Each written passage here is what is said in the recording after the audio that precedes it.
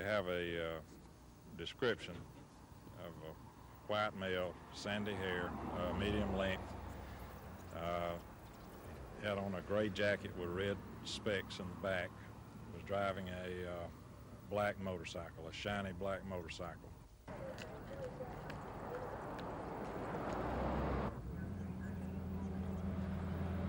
On that tag. 10-4, no planes. I need to run a 28 for me on a motorcycle tag. No.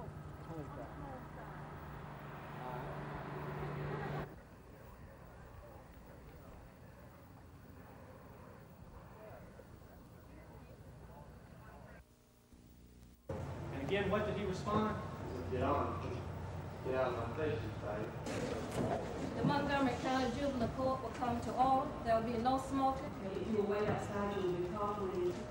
And that when Rick Wolf fell to the ground and was defenseless,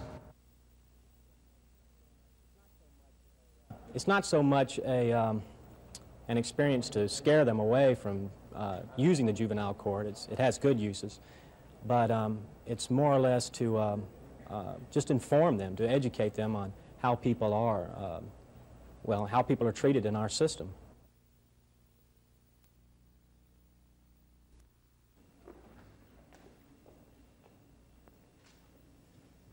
That we have some posters that we have made for the protest.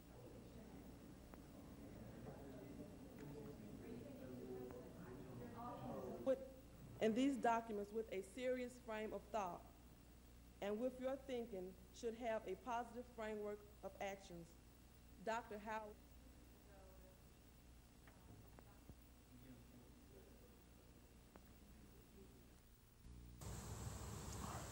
Can you see any of the others?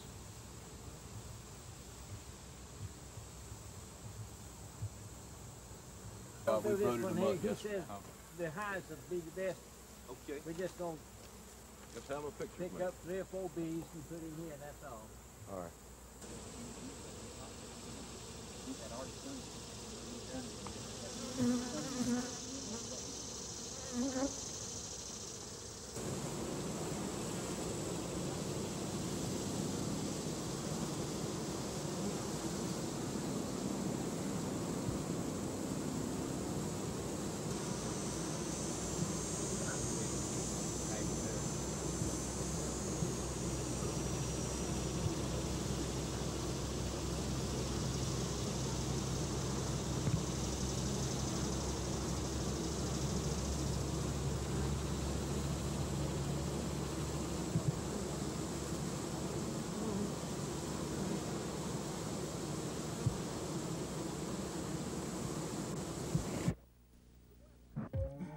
The West Coast used to be the haven for the bronze bodies with their muscles glistening in the sun.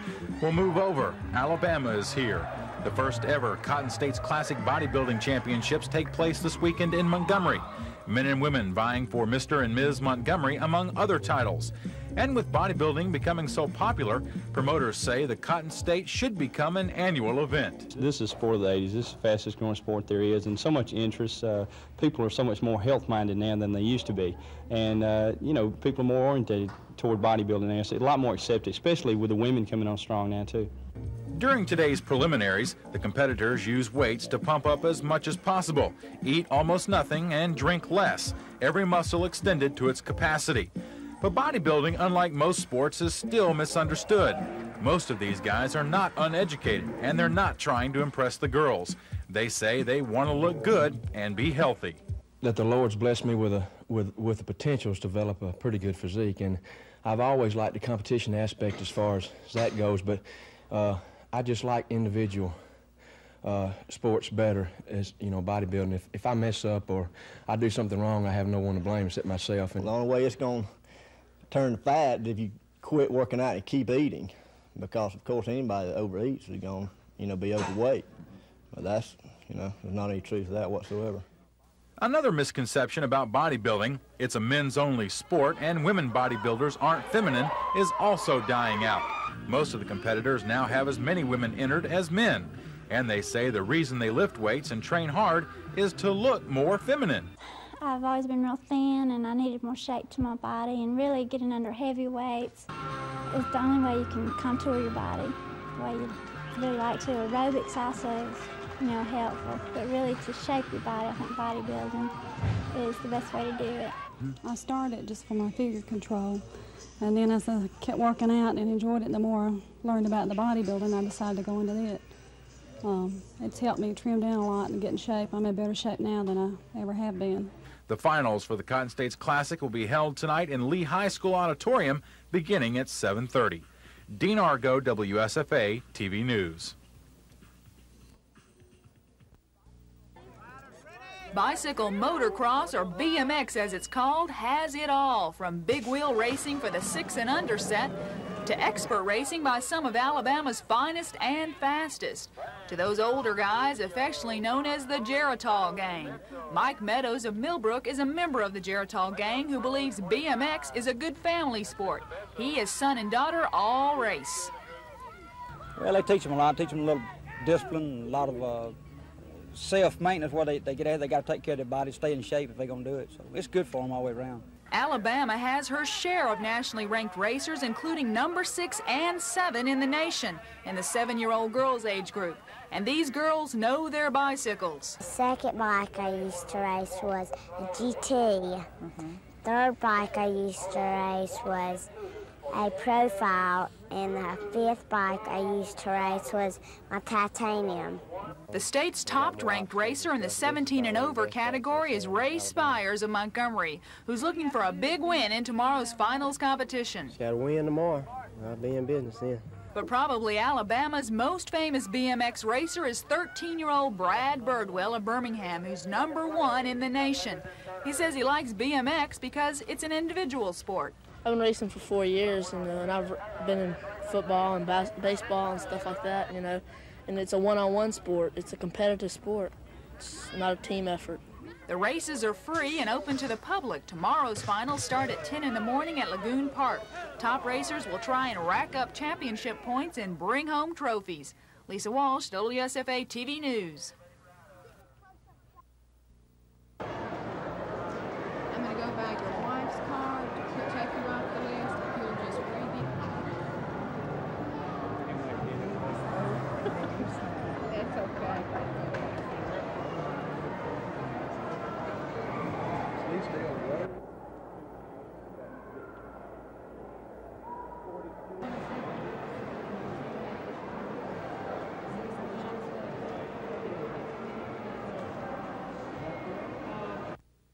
Body was mutilated very much with knife wounds, and we found a machete, which is a jungle type knife, on the scene that was used in the slaying, and apparently 2 handgun wounds into the body.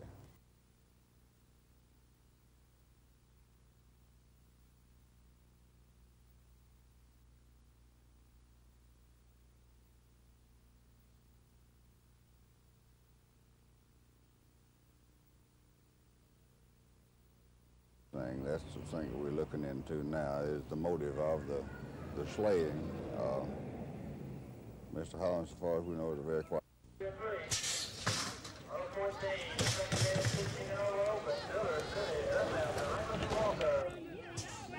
Here we go with Moto 23, the second phase, 14 and over beginner. Vince, Johnson, Marsh, Fuller, Holmes, Robertson, Evans, and Lau.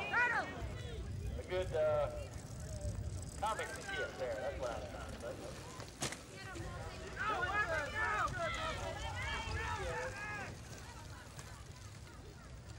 I think that's Simone, Aparicio. In Oxford, Mississippi, the SEC game of the week, the Auburn Tigers ranked 18th in both polls against the Ole Miss Rebels. The Tiger kicking game was attacked first. Lewis Culbert's first punt of the day was returned 58 yards by a freshman. Willie Goodlow set up the Rebels' first score, a 42-yard field goal by John Howard. It was 3-0 with 9:36 left in the first quarter. Freddie Wagan set up Auburn's first score. Pat Washington connected with the freshman, 43 yards for a first down. Robert McGinney kicked a 28-yarder to tie the game at 3. Ole Miss quarterback Ken Austin rolled to his right for the next score. 11 yards out, his pass to Timmy Moffitt made it 10-3 with 11:43 left in the first half. Auburn's Collis Campbell scored his second touchdown of the season just before the first half ended. The game was now tied at 10. The rain started to fall in the second half, which slowed down the scoring. The game clincher came at the beginning of the fourth quarter. Pat Washington hit split-end Trey Gaines on a 15-yard scoring play. The fourth down play put Auburn ahead for good. The Rebels did kick a field goal to come within 4 as Auburn wins Game 2 in the Southeastern Conference, 17-14.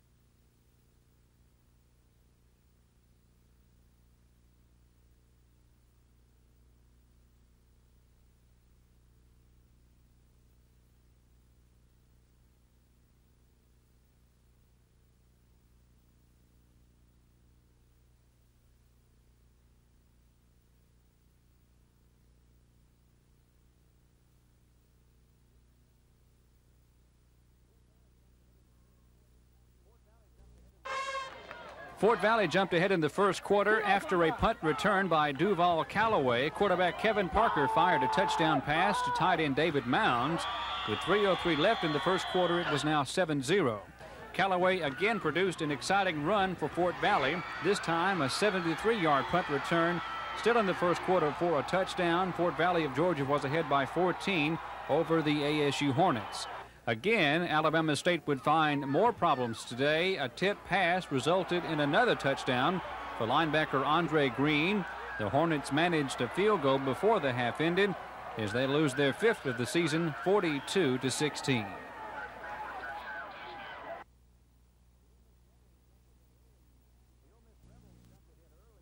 The Ole Miss Rebels jumped ahead early in the contest from Oxford. A punt return of 58 yards by Willie Goodlow set up a 42-yard field goal by John Howard.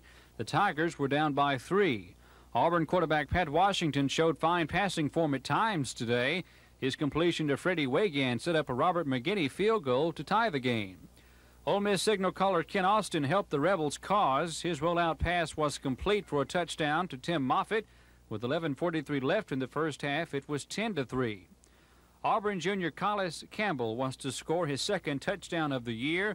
The Florence native moved the Tigers closer to the goal with some determined running in the second quarter. Campbell later went in from 2 yards out to tie the game at 10.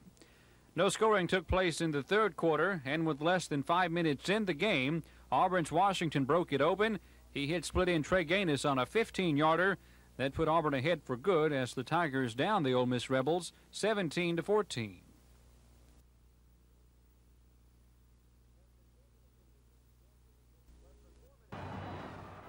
Less than 4 minutes into the game, Georgia enjoyed a 14-0 lead. Sophomore fullback Andre Smith scored on runs of 44 and 34 yards.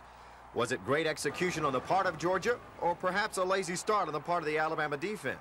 It was a little bit of both. You know, I think the running back used his eyes real well and cut back against the grain. Not to be outdone, the Alabama offense put together a touchdown drive near the end of the first half. capped by quarterback Vince Sutton's 32-yard dash to the end zone on 4th down. It was a really motivating factor to come out in the third quarter and play. I think momentum shifted. With Old Mo on their side, the Tide took the second-half kickoff and scored in just 5 plays. Paul Ott-Caruth covered 59 yards on this toss sweep. Sutton later scored from the 1, and Bama was back in it, 17-14. But while the Alabama defense would stop Georgia on each of its next 6 possessions, once here on 4th down, the Alabama offense stopped itself with interceptions and penalties. When it's 3rd and short and jumping off sides, you know, I was guilty of it one time. Other people were other times. The Bulldogs took a big bite out of the clock with a 4th quarter drive, capped by this 31-yard scoring strike from Todd Williams to Herman Archie. The final score read Georgia 24, Alabama 14. I'm very proud of our players for the intensity and the way that they fought. And I'm very excited. You might be surprised to hear me say this, but I'm very excited about the future of this football team. At Legion Field in Birmingham, Dave Cody, WSFA TV Sports.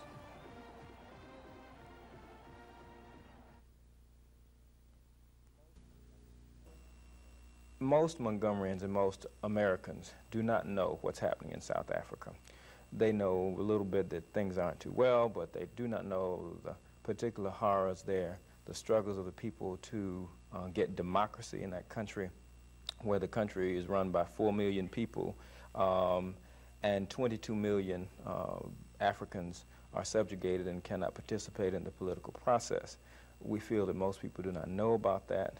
Montgomeryans who want to know more about apartheid gathered at local churches to hear firsthand about atrocities being committed in that country and what people in Alabama can do about it. Dumasani Khumalo is a South African journalist who was exiled from that country in 1977. The South African government, all it does is just pass laws of racism. Otherwise, it relies on American money, American technology to perfect that system of apartheid. And, you know, so it is very crucial that we cut off that money and technology from them. Khumalo says that American investments and loans are keeping the South African government afloat, but he says that cash flow can be stopped. 5 U.S. states have passed legislation banning the investment of state funds in South Africa. 29 states, including Alabama, are considering a similar ban. Lisa Walsh, WSFA TV News. It's only a fun match, but the level of competition is fierce just the same. Today's event is a prelude to the 1986 Gaines Regional Obedience Show to be held in Montgomery. Owners and handlers brought 60 dogs, more than a dozen different breeds, to be trained, criticized, looked at, praised, and most of all, enjoyed. Several obedience instructors were on hand to give pointers, and AKC judges graded the dogs. Some of the pets were old pros, but some first-time competitors fared pretty well, too. Darling, look at there. Come on, Joby. Of course, the instructors and the pet owners know the fun match is just that. The breeding is important, but the grooming, the color, and the build is what makes an impression on the judges. Now, and what you need to do to this dog is just get it and stand it right there and just make it stay. Just say stay. See? Now see how much better she does for me than she does for you? You got me in hands, that's why. The obedience classes for some owners are too much trouble, but instructors say it's the owner who is missing out, not the dog. Just all the difference in the world, how much you enjoy your dog. You live with the dog from 10 to 15 years, and a few minutes of your time each day to train your dog for a short period of time, and it never forgets, and it just responds to you, and it makes a lot of individuals really don't know how to train their pet or what is basic, and everyone who's ever done it and everyone who's ever had a dog trained is just more than thrilled with it afterwards. Dean Argo, WSFA TV News, Prattville.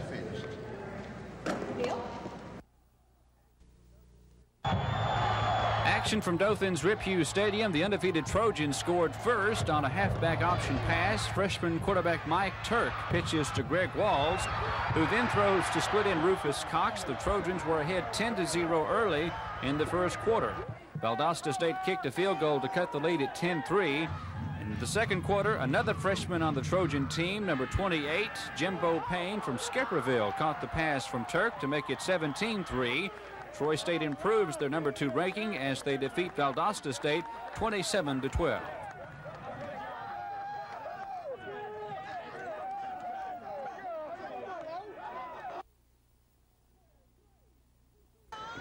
Say it's great to be an Auburn Tiger. Say it's great to be an Auburn Tiger.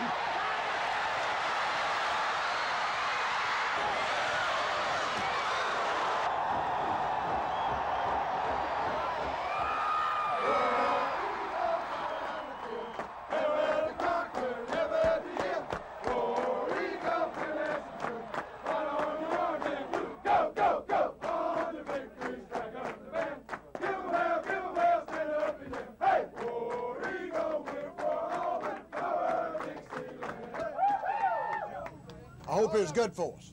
We needed to have to come from behind, and we needed to have to win late.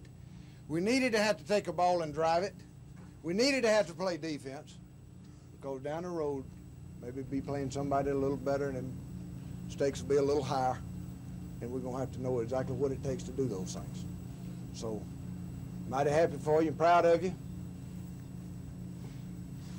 Auburn won. Get on the bus and go to Alabama.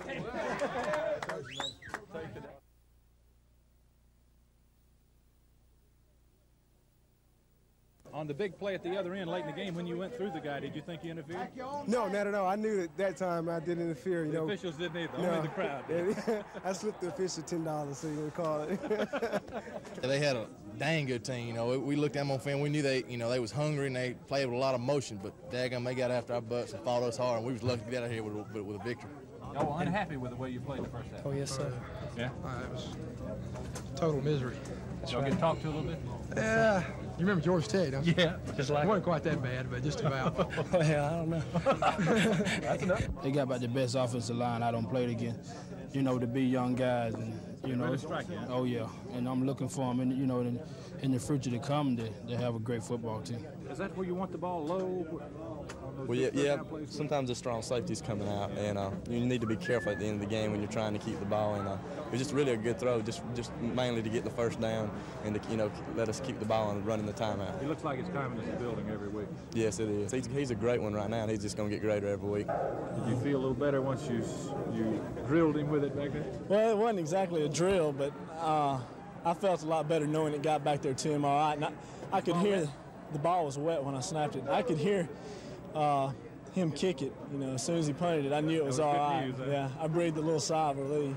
Thank you. You know, I had a good snap from Pat, and you know everything went well. They were not coming, so you get the sensation when they're coming and when they're not.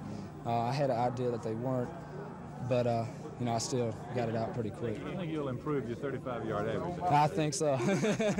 It's good to come back and play a good half after you played a bad one, huh? Yes, it really is. And then you can carry on some of that to the next week. And it took all we had, and it's just going to take all we got for next week.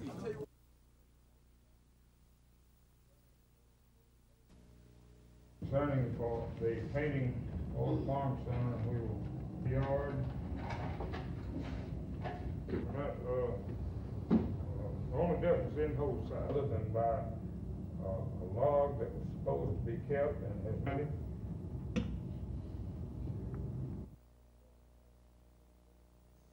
This 7.5% increase will be in lieu of a merit raise and a cost of living raise for the next fiscal year for employees who have not received other raises recently. Incorporated, and it's on the tax sheet. Thank you for your inquiry. That's the personnel board, and I have that motion from Mr. Weeks. Have a second, Mr. Rayleigh.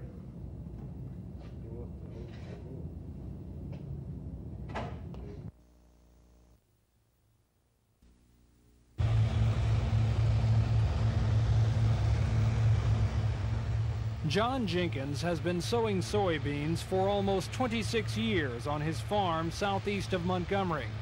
He's seen good years and bad years. This year he's seeing both. The early soybean harvest is promising. This field is yielding 45 to 50 bushels per acre, almost twice the average. But the harvest of late beans is expected to be down. What will it all add up to? Again, good news. I would say that we would probably end up the year yield-wise probably 10% better than average. And bad news. But the price is about $2 a bushel cheaper than they were this time last year.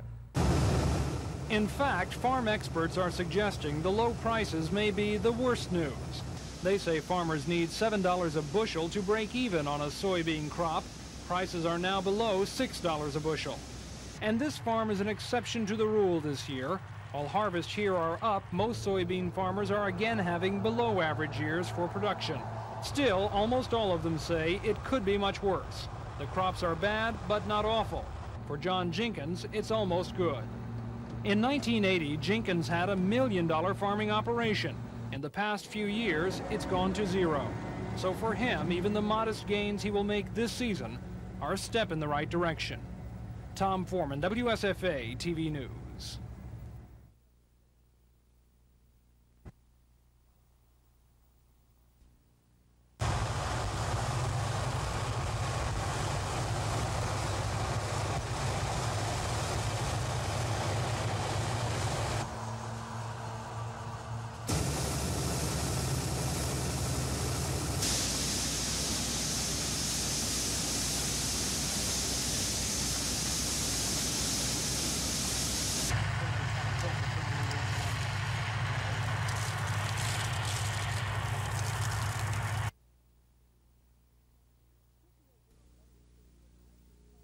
'58-year-old Edward Seeley was arrested Saturday near Coffeyville, Mississippi. Yalobusha County officials found a .44 Magnum in Seeley's possession, and Seeley was driving a car that had been reported stolen in Montgomery.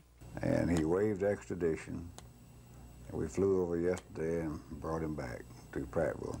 While Seeley remains behind bars, Sheriff Turner says ballistics and forensics evidence is building. I feel like our evidence is very good. We've had good cooperation with everyone involved in the state, the Montgomery Police Department, and out of state, and they've done a fantastic job of getting us all to jail. It's probably one of the worst cases I've seen as far as mutilation of a body. I don't remember any worse than this. Edward Seeley's bond hearing is set for tomorrow morning here at the Autauga County Courthouse. Sheriff Turner says he and the district attorney plan to ask that bond be denied due to the extreme nature of the case. Lynn Sampson, WSFA TV News.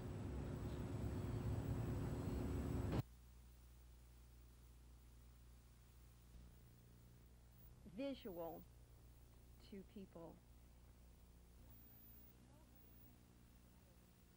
There is no other country in the world that can give South Africa the legitimacy that the U.S. can. In secret State Department documents which were leaked to the press, the South Africans sat down and negotiated with the Reagan administration officials saying, what we need from you is for you to remove our polecat status in the international community. They want legitimacy. To do that, they are spending millions of dollars in this country.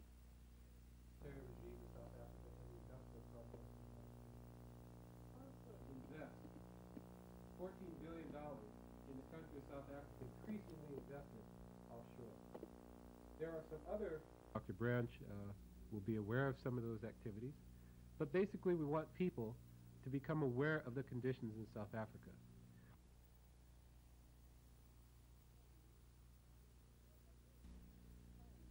Now, again, there's two polls that you and I, in one... 1968 for the Republican National Convention in 1976. Howell Heflin and his campaign staff are actively campaigning... ...opposed the president a high rate of times in votes that were critical. It is a watershed year. Yes, it is. And therefore, it brings us down to the policy in our own hearts that if we're going to stand for the right philosophy, then we need to bring it all the way down the line.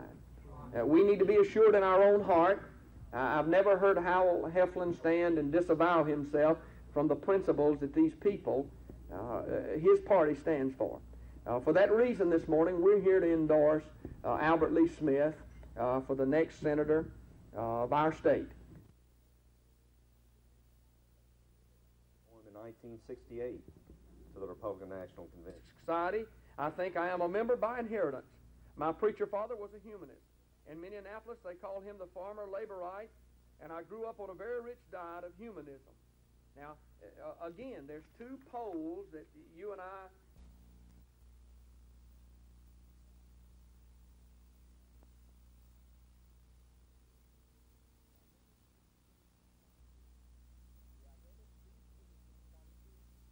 We are very pleased with the quality and the price of Alabama beans that our importers are considering purchases in increasing quantities. Given the innovative, competitive character of Alabama industry and the efficiency of Alabama agriculture, I see no reason why Alabama cannot increase its share in the Taiwan market.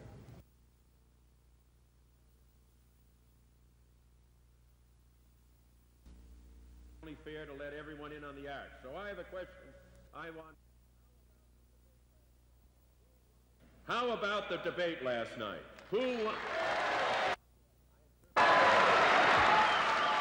I interpret that. You say that Walter Mondale won that debate. Am I right?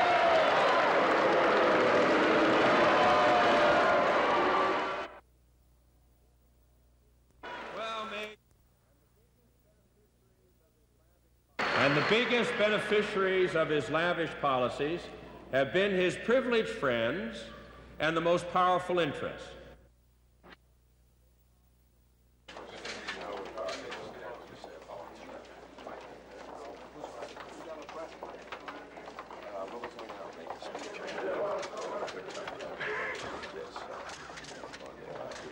Senator Kenny, what did you think of the debate last night?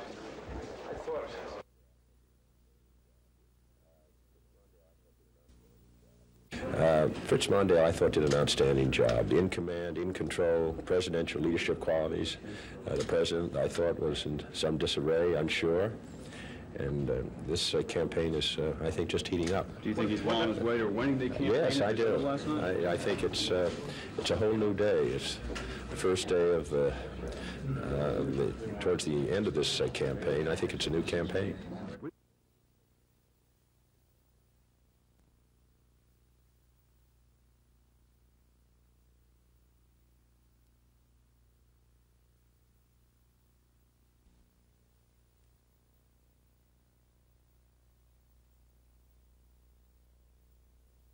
Seems a homicide. He has a background of chronic alcoholism, drug addiction, and right now his alibi is that he doesn't remember. All we're dealing in is facts, and facts are what we go to court with. And I believe tomorrow, when the forensic sciences run a ballistics test on the weapon and the bullets that we have, then we'll finalize our investigation.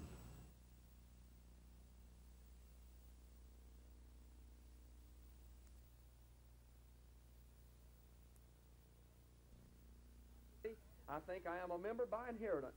My preacher father was a humanist.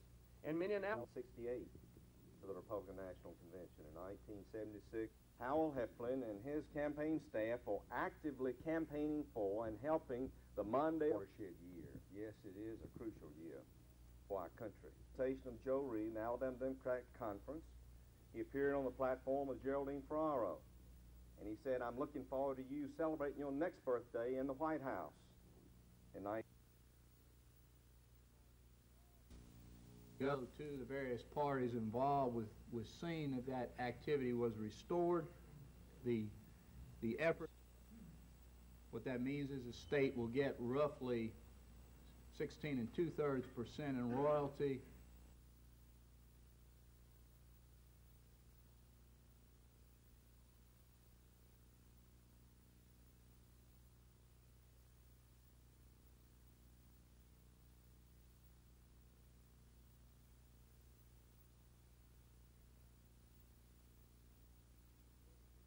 More significant when you look at the gas reserves that are assigned to the state of Alabama by the U.S. Energy Commission. They assign 683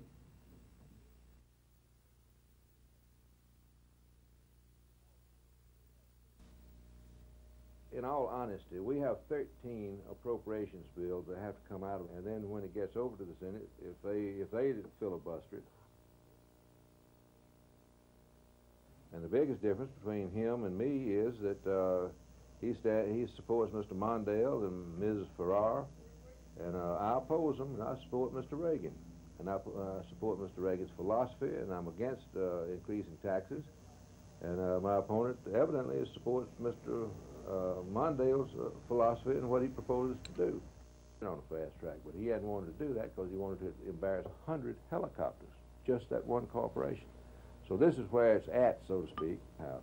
And so the Speaker and the leadership totally, and now they're at Fort Rucker, and I didn't do that, because that was just competitive bidding.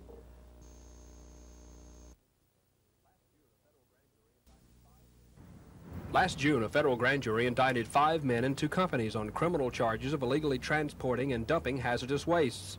Since that time, Lyndall Bolton, president of a Wagufka oil processing firm, pled he and his company guilty to several of the charges in the multi-count indictment. A sentencing date hasn't been set. Another man charged, Leslie Ray Kelly of Goodwater, has slipped through the fingers of federal authorities. Kelly, the only defendant left charged with knowing endangerment of the public, was last seen by federal authorities on Friday, July 13th in Tampa, Florida. Kelly had been served with the indictments, but a federal magistrate let him go on the promise he'd return with someone to sign with him on his bond. Kelly is now charged with failure to appear.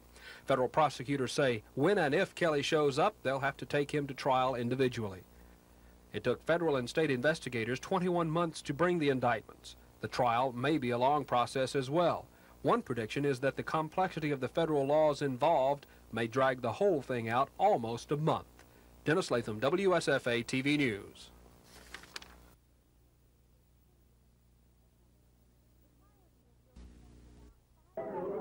The Taiwanese will spend about $530 million on their American shopping spree. Just a fraction of that will be spent in Alabama on soybeans. The Taiwanese know Alabama has soybeans to sell. This gathering of some of the most prominent businessmen in the state is supposed to show the Taiwanese that Alabama has other products to sell. As you know, last year they only bought soybeans. Next year they'll buy more soybeans, other agricultural products, and industrial goods and services if what they're telling me is correct, and I believe it is. The Republic of China's government recently announced 14 new construction projects, and Senator Denton is convinced that Alabama can get some of that business. Blunt Incorporated, for example, is very excited about the possibility of helping Taiwan with their garbage disposal. As mundane a subject as that is, it's a highly expensive project for the city of Taipei and for the island of Taiwan. Susan Silvernail, WSFA TV News.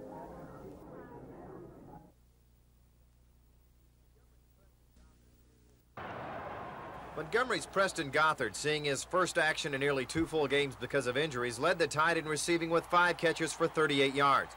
Former Lowndes Academy standout entered the game when starter Thornton Chandler went down with a severe ankle sprain in the first quarter. It was a big responsibility on my shoulders because at the time I was number 2 and there's not a lot of depth in there, so I really took it upon myself to play a good ball game.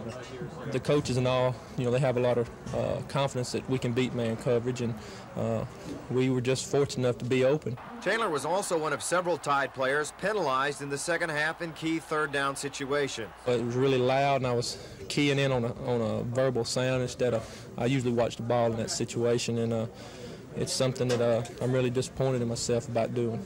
Asking a freshman quarterback to make up 17 points is asking a lot, but Vince Sutton rallied the Tide in the second quarter, hitting Gothard here before scoring on a quarterback draw on 4th down. The play just opened up beautifully. Once I got through the line, it's been embarrassing to get caught from behind, and I said, well, to keep that from happening, you just got to bust it through the end zone. He's still a freshman quarterback, but I think he's probably in his second year as a freshman. In other words, I think he's ahead of where he should be, probably at this time. But I'm very pleased with his progress.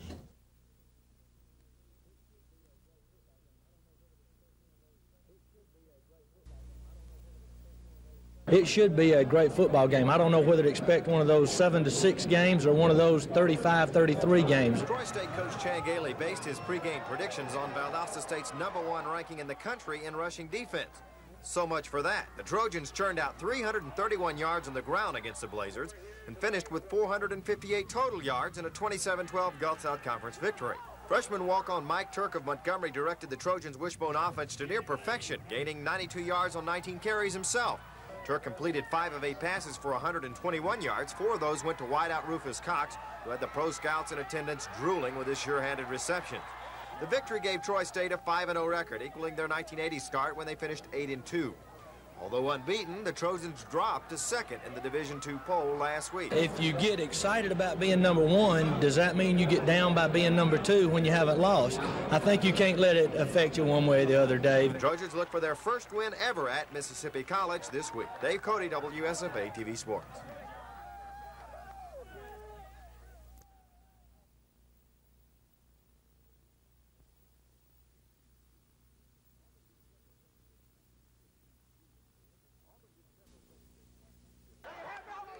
Auburn did several things that championship teams do. They overcame a sluggish start. No question they were flat. Maybe because of the high against Tennessee last week, but nevertheless they were flat.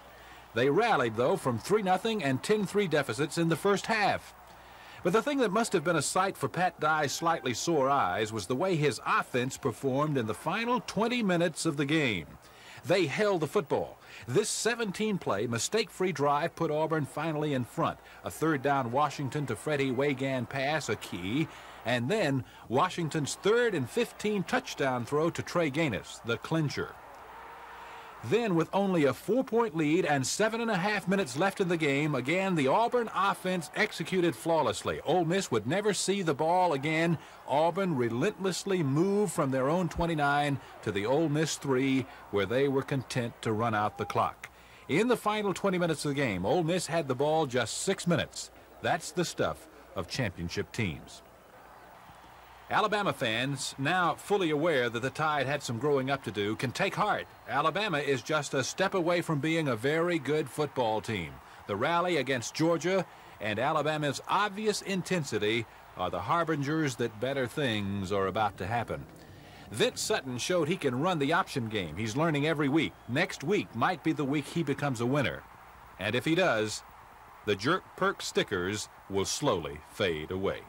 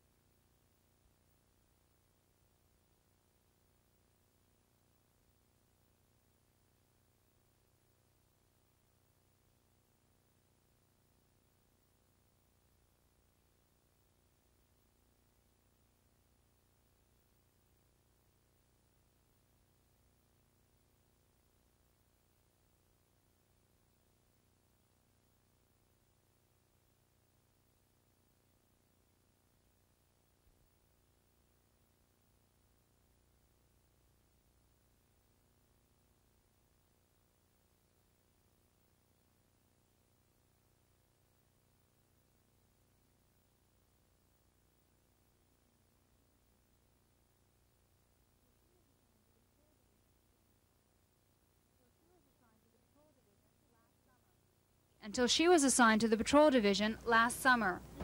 The Sheriff's Department says it doesn't discriminate against women. The department's position is that it needs 6 female deputies to work in the jail to handle the mix of female and male prisoners. The Sheriff's Department says it's been difficult to transfer women from jail duty because of what it calls the general unavailability of a lot of female applicants. The department contends that promotions and transfers are based on seniority and merit. There are 101 deputies in the Montgomery County Sheriff's Department. 14 of them are women, and 6 of them are working in the jail division. There is only one ranking female officer in the department, Annie Broadway, sergeant in charge of the female squad. No woman has been promoted in the department since 1977.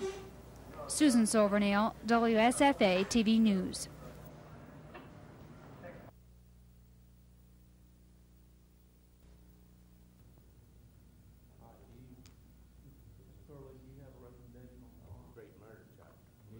Charged with a heinous crime, too, Your Honor.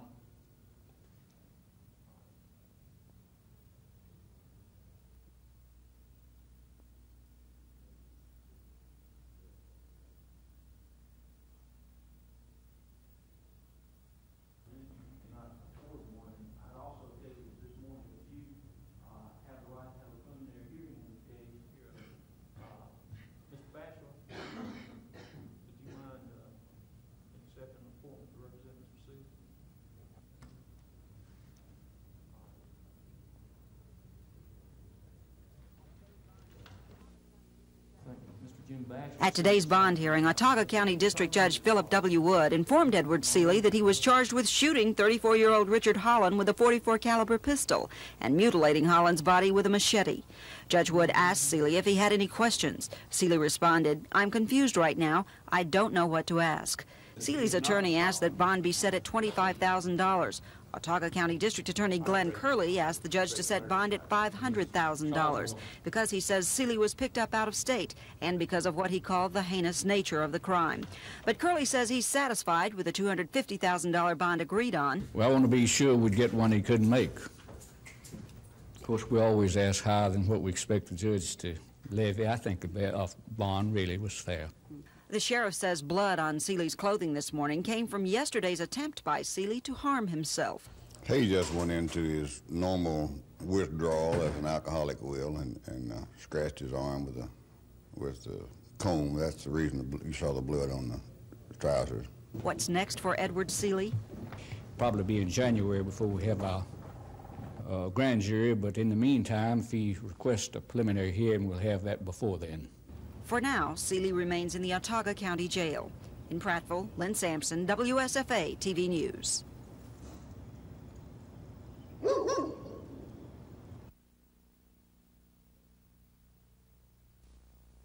lot of education sense.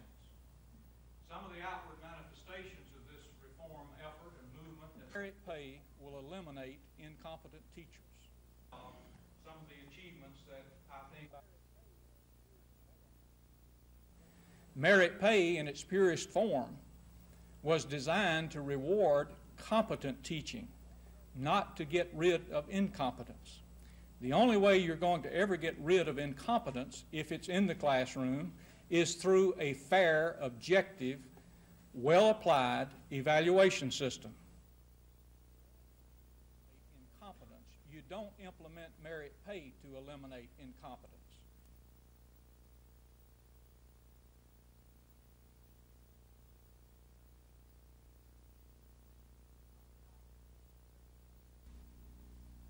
Some of the outward manifestations of this reform effort and movement that we hear ought to be measured in light of something happen in education. I think there is a great merit pay in its purest form was designed to reward competent teaching, not to get rid of incompetence. The only way you're going to ever get rid of incompetence, if it's in the classroom, is through a fair, objective, well-applied evaluation system.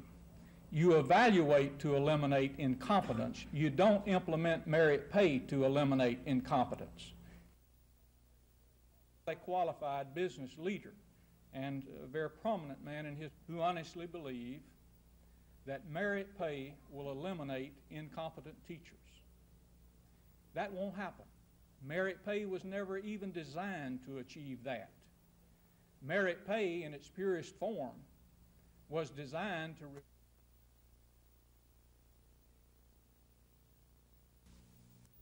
Again, Mr. Chairman, I regret that Governor Wallace could not be with us to witness. Of $245.09. The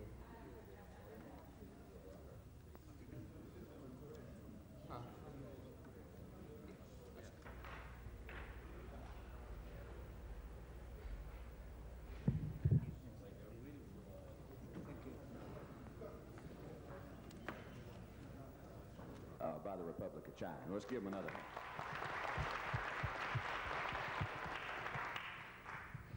And again, Mr. Chairman, I regret that Governor Wallace could not be with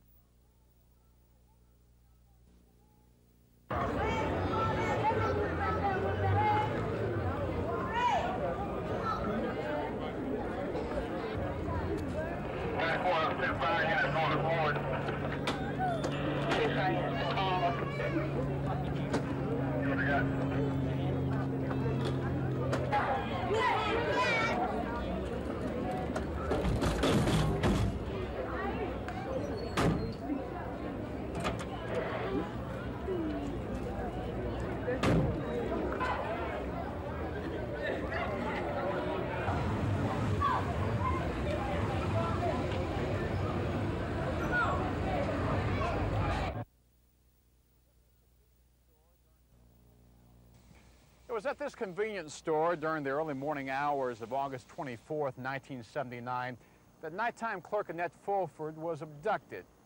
Her body was found 2 days later. She'd been shot to death. Today, 5 years after the crime, Dothan police announced they may have solved the case.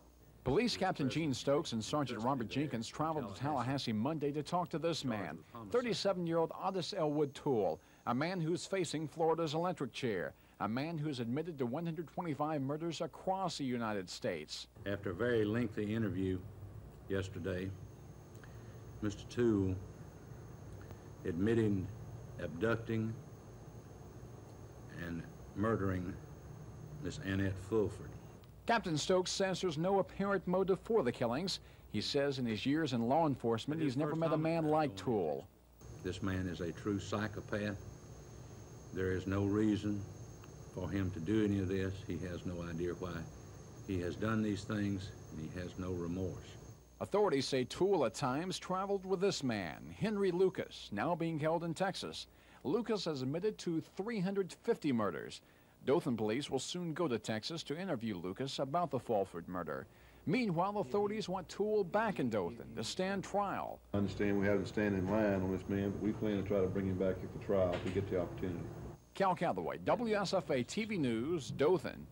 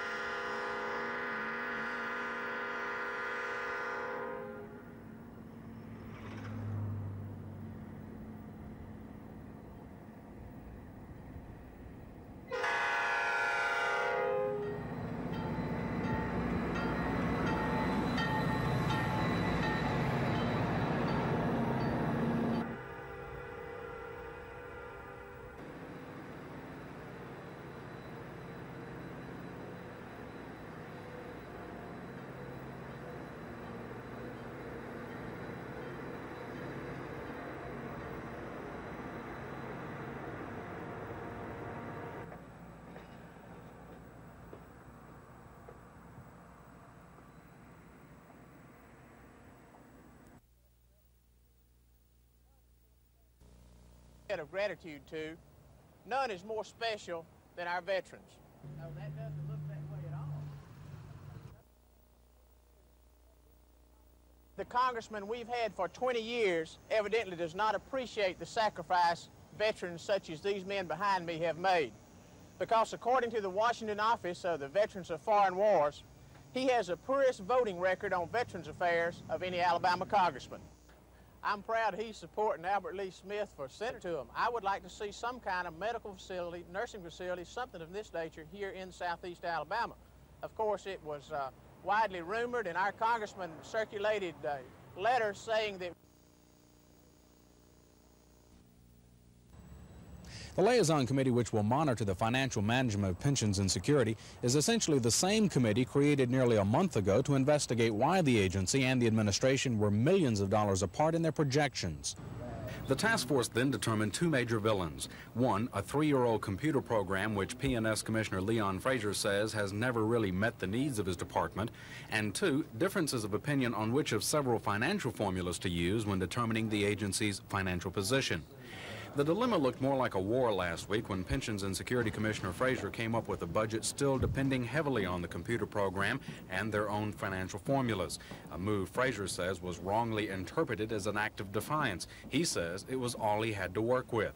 While the administration feels it has best defended its financial methods, Frazier says he has decided to defer to their figures and formulas while joining with the Liaison Committee in figuring out where things stand. That committee will monitor the actual and current expenses of the department while looking at ways to correct or replace the computer program. But Frazier says the problems are more deep-seated than that. That's why he's preparing to hire a financial manager while at the same time looking into possible organizational and personnel changes within his department.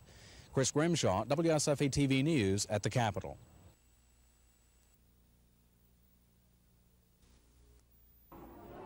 I'm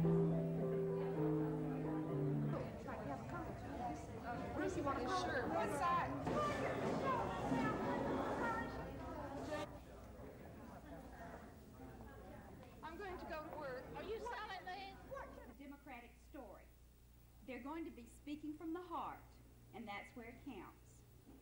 And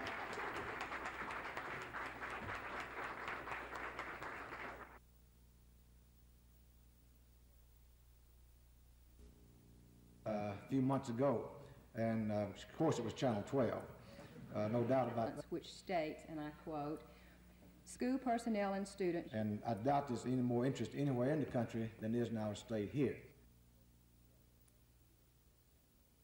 We must work together to improve our schools. Schools of any community will be no better than the people want them to be. They can be worse, but they can't be better.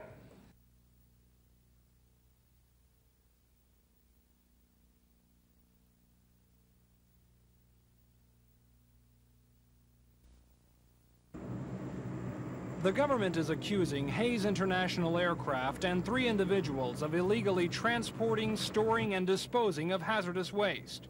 In opening statements, the government's attorney said the accused knew what they were handling and knew it was illegal.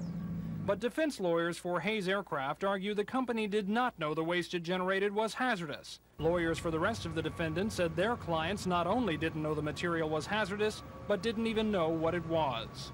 In their opening arguments, defense lawyers took several stabs at EPA laws governing hazardous waste. One said they're not clear-cut, another said they're a Sears Roebuck catalog of regulations, an indication that the defendants may not be the only ones on trial here. Tom Foreman, WSFA TV News at the Federal Courthouse.